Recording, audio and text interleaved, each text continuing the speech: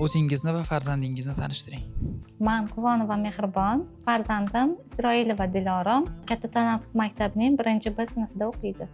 Nega aynan katta tanaffus maktabini tanladingiz? Eng birinchi sababi bu tilga juda ham katta e'tibor berishadi. Farzandimni til o'rganishga men juda ham qiziqaman va hozirgi paytda farzandim ham juda ham qiziqadi. Hozir aynan Xitoy tili va angliskiy tillariga ko'proq e'tibor beryapmiz.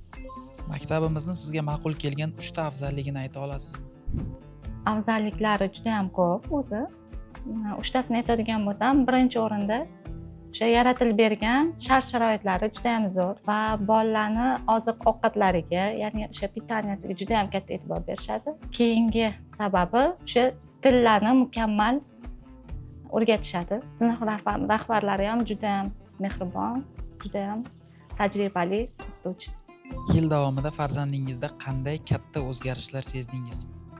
Yil davomida o'zgarishlardan eng birinchisi tilga qiziqishi oshgan, til o'rganishga qiziqishi oshgan birinchidan. Ikkinchidan o'sha katta tanaffus maktabini o'zini uyidek ko'rib qolgan.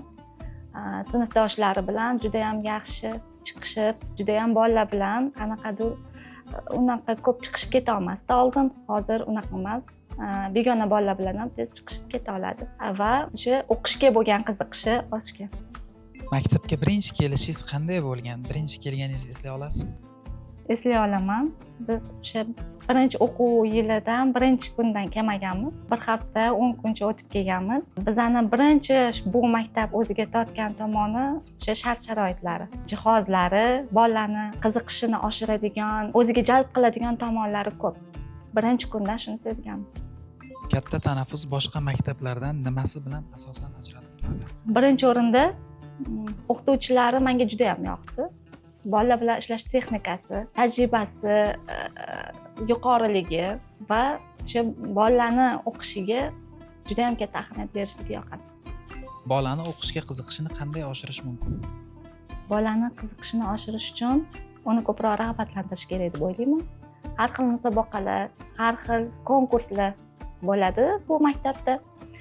Yaqinda ham qanaqadir olimpiada, maktab o'zida olimpiada bo'ldi. Medallar olib bordi qizim uyga, juda ham xursand. Menimcha, juda ham to'g'ri yo'lda bu maktab o'qituvchilari. Katta tanaffusni boshqa ota-onalarga tavsiya qilasizmi? Albatta tavsiya qilaman, chunki bizni ko'nglimizdan chiqdi bu maktab. Tavsiya qilishimga arziydi.